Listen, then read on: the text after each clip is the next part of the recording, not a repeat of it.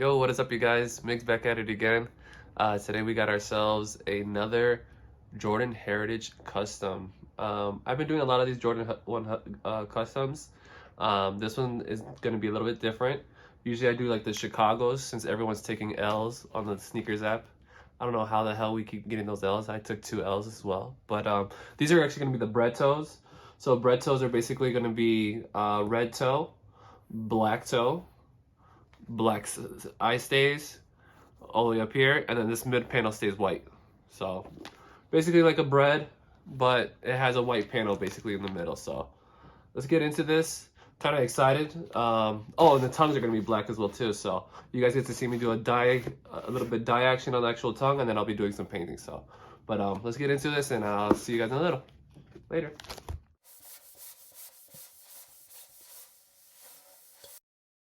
Alright, so we're going to start off with the little prep job.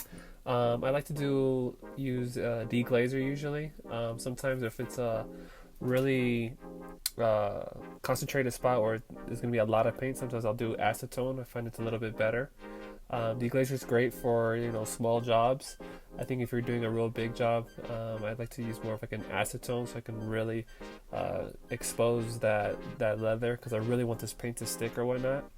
Some people may say I may do a little bit too much of a prepping, but I find that it works good. As long as that you are sanding between your paint coats, you should be fine.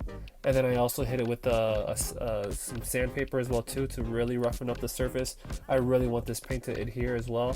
And then before I even do painting, I usually will do like a bulldog adhesion promoter. So again, this is a high wear area. I want to make sure that this area is really prepped really well. This way we avoid cracking or having any issues later down the road.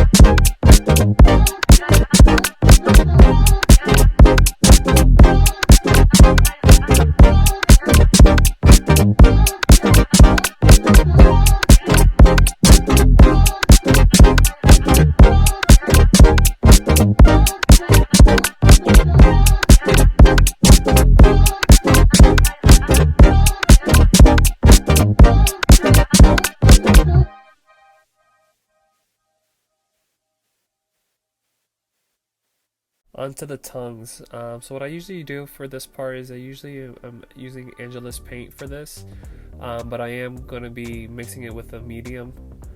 It's called Too Soft by Angelus. This actually will really help with fabric. This will actually turn your acrylic paint into more of a fabric medium paint.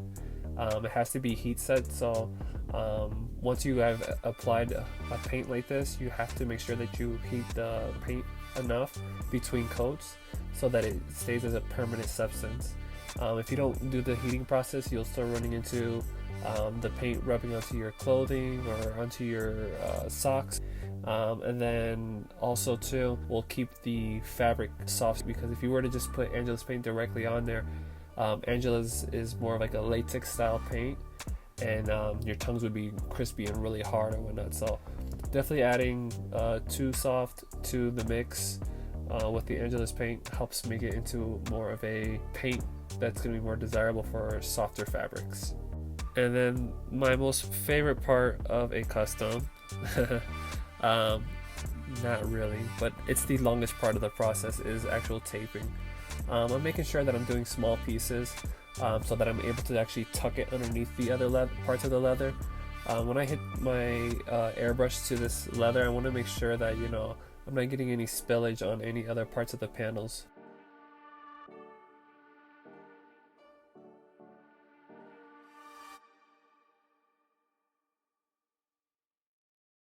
Anywhere you go, you belong. Anywhere you you say, anywhere you say, anywhere.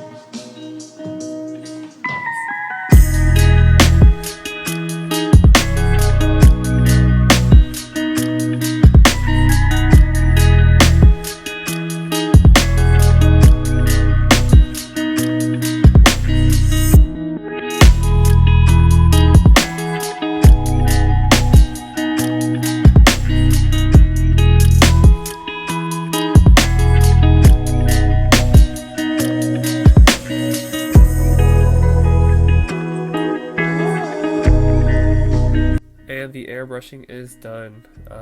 I would like to record the airbrush process. It's such a dirty process, and I always see people always mounting their cameras right there in front of their airbrush table or whatnot.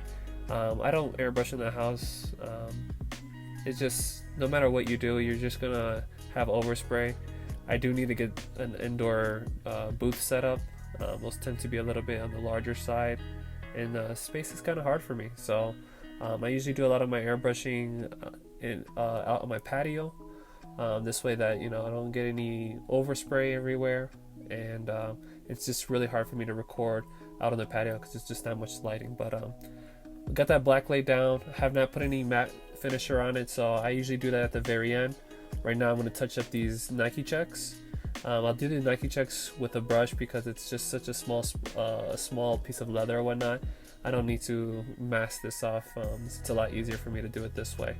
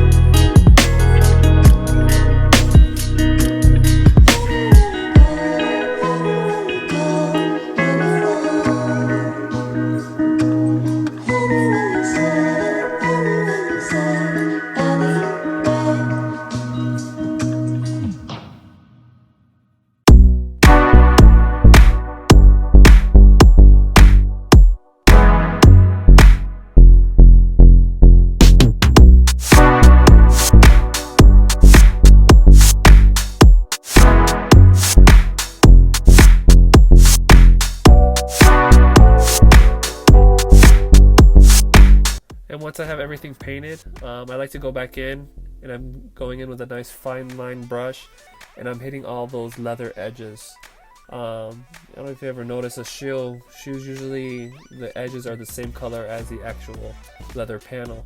A lot of people forget this process, but and don't realize, you know, this really makes a big difference in how it looks more factory finish. So I go back in, make sure I match the edges with the color of the actual panels of the leather, and sometimes I use a fine line brush. My newest thing that I really enjoy using sometimes is I started doing an X-Acto blade, but I found that because of it's so flat that it's kind of hard to maneuver and the paint doesn't really sit on it well. I've been using a actual sewing awl. Sewing awl is just a real fine tip. I dip it in the actual paint, and then I'm able to get the edges really well. I don't have to worry about the tip flexing on me like as a brush would. It's very precise and allows me to really get in there and get those edges. On this one I did majority using the brush or whatnot, but I find a sewing awl works really well to get all those fine edges.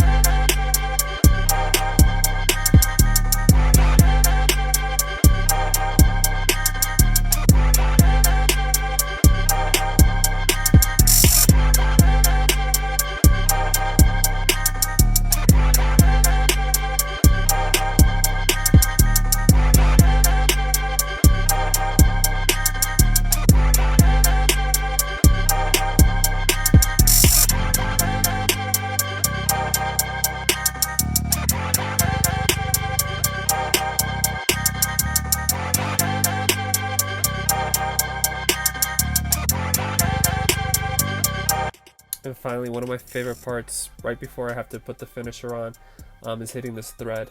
When making a Jordan 1, this thread is actually what holds your actual inliner. They call it a decorative stitch because it's on the outside. It just makes it look nice. It's just for looks, really. But in actuality, it's actually holding the actual fabric of your shoe inside. So they'll do a matching color in the inside of the thread, and on the other side, it's the matching color of the actual leather on the outside of the actual sneaker. Right now, I'm just touching it up with white because, as you can tell, the rest of the thread is white, and we want to make sure that matches. Again, I'm using right now an X-Acto knife, and then I'm coming back in with the black because it's very tedious, this spot. But just going back and forth and taking your time, it's pretty manageable and very easy to do.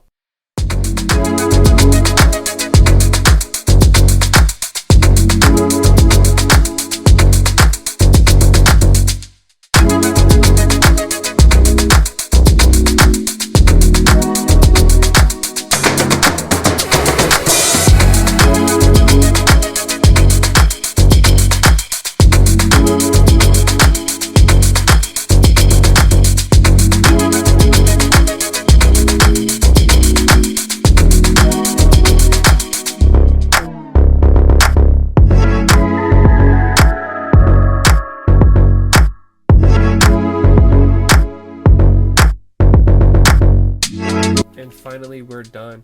I just added that matte finisher. I just love how it just brings the entire project completely together. Came out super clean. But if you guys like this, let me know. Comment below. If you really enjoyed this video, if you really like these sneakers, share it with your friends and family. It really helps me out long term. But I really enjoyed this project. I do have some more of these heritages I have to do. A few Chicago, and I actually have a vintage one coming up soon and a regular one, so that's probably going to be my next videos coming up soon. Really excited to do them, but stay tuned, guys.